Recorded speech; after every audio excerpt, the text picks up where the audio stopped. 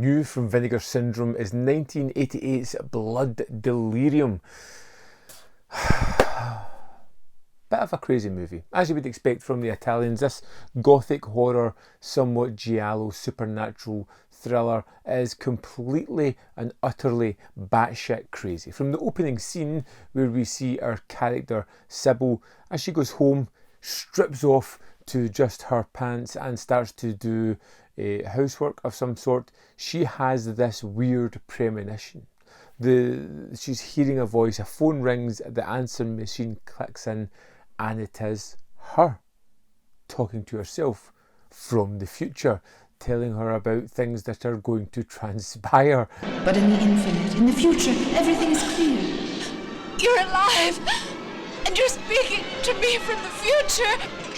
It is crazy, it is outlandish, it's over the top, and it's one hell of an opening sequence, really making you curious about what's to come, wondering what kind of movie you're going to get just in general, and then throwing us straight into it. We are introduced to the other characters soon.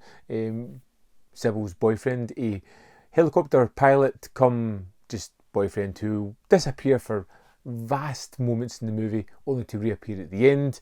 We are given a artist who is struggling with his muse. His wife is dying, also played by the same actress who plays Sybil. This one is Christine.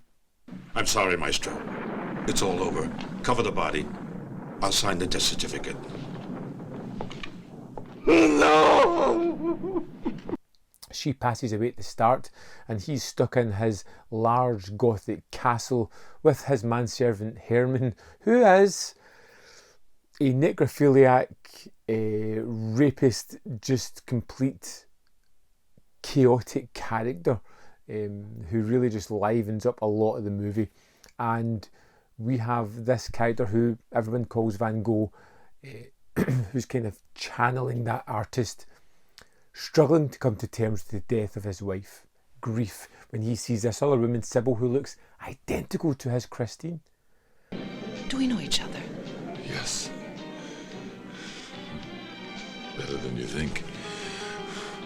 And he gets her to come to the castle to kind of inspire him to create. It's not quite working until he finds a new paint substitute: blood. This is the color I'm looking for.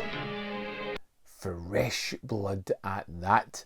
And yeah, it just kind of goes from there. Now, there's lots of craziness going on here. There's lots of fun sequences of the kills, of Herman just being a complete maniac, which is just ludicrous. I won't go into too much of his sequences, but every time he kind of just starts his shenanigans, we shall call them, although they're much more horrific than that, it just kind of livens up the screen.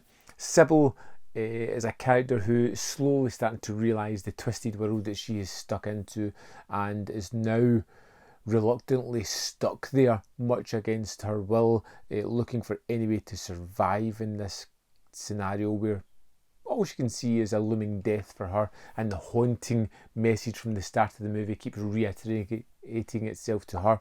Oh, they're going to kill me, Corinne! Help me! They're going to kill me!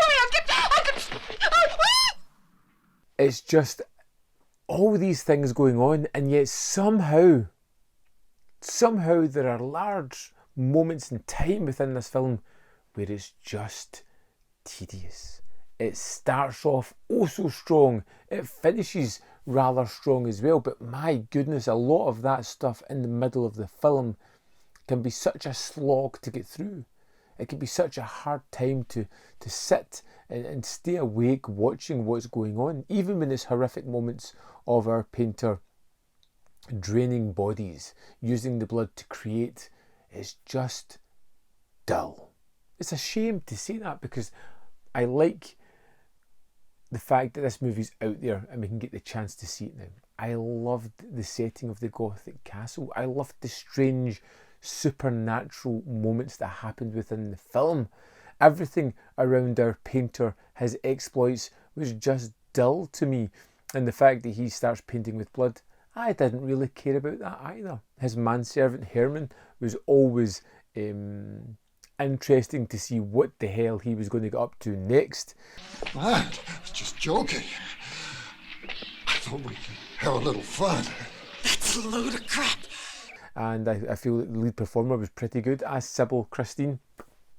Some moments of horror, plenty of nudity, gore galore, and just a little bit of dull times ahead. I wanted to love Blood Delirium. When it started, I thought I was onto something fantastic, and quickly came to the realisation that I wasn't quite getting what I hoped for. Interesting, happy to have seen it. I don't know if it's one that I'm ever going to go back to. Of course, I would love to know your thoughts on Blood Delirium if you've watched it as yet. Let me know in the comment box whether you liked it, hated it, fell somewhere in the middle, wherever. I want to know your thoughts on this film. As always, there's more content up here. You can see more of my stuff if you are interested. And if you go to the description box below, there are links to the Patreon, the membership programme, and manvfilm.com. All ways in which you can support me and my channel. Thanks for watching, and I'll see you next time on Man v Film.